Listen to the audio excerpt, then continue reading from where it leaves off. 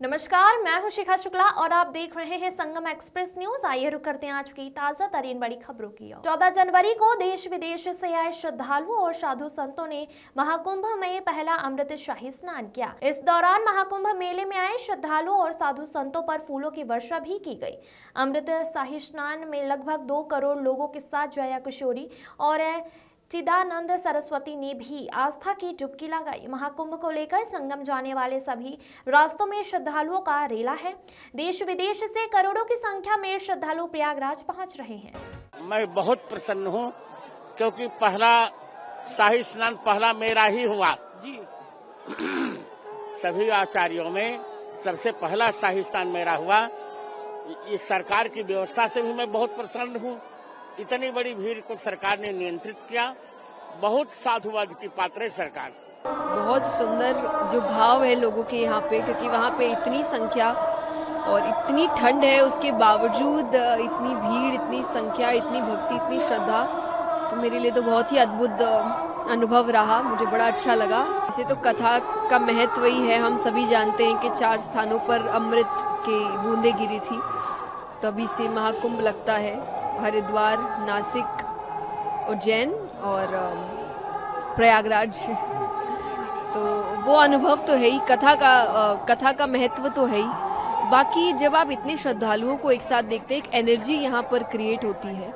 वो एनर्जी आपको हर जगह नहीं मिलती है। जब इतनी श्रद्धा, इतनी भक्ति, तो जिस तरीके का ऑरा यहाँ क्रिएट हो रहा है, ये आपको हर वक्त नहीं मिलेगा। ये आपको यही 1 महीने महाकुंभ के दौरान ही मिलता है। आप ऐसे साधारण दिनों में आइए, आपको नहीं फील होगी वो एनर्जी जो अभी फील होती है। तो ये एक अलग महत्व है कि आपको आध्यात्मिक ऊर्जा महसूस होती है यहाँ पर।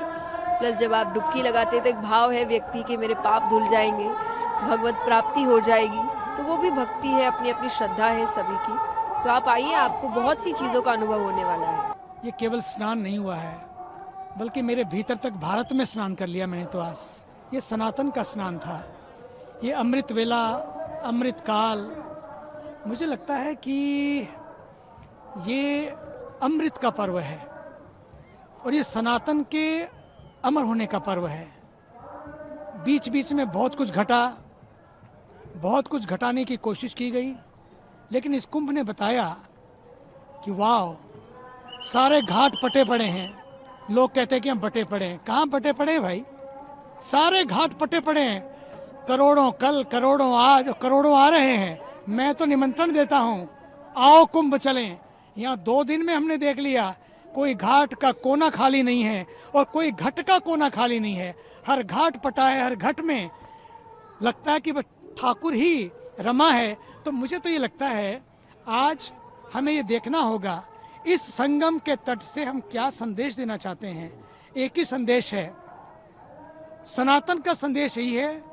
सनातन का ये संगम सदैव गंगा के पावन प्रवाह की तरह प्रवाहित रहे।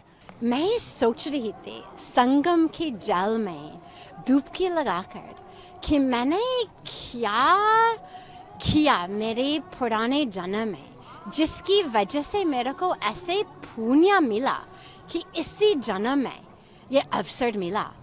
मुझे याद नहीं है पुराने जन्म में क्या किया होगा, लेकिन मैं सोच रही थी कि कुछ इतना बढ़िया कर्म जरूर किया होगा जिसकी वजह से इसी जन्म में भगवान ने मेरे को अमेरिका से ही, कैलिफोर्निया से ही उठा के छोटी सी आयु में और यहाँ भारत में लेकर आए, हिमालय में लेकर आए, माँ गंगा के किनारे लेकर आए और फिर महाकुंभ में स्नान करने के अवसर दिया। मैं सोच रही थी कि मैं अपने को परम भाग्यशाली मानती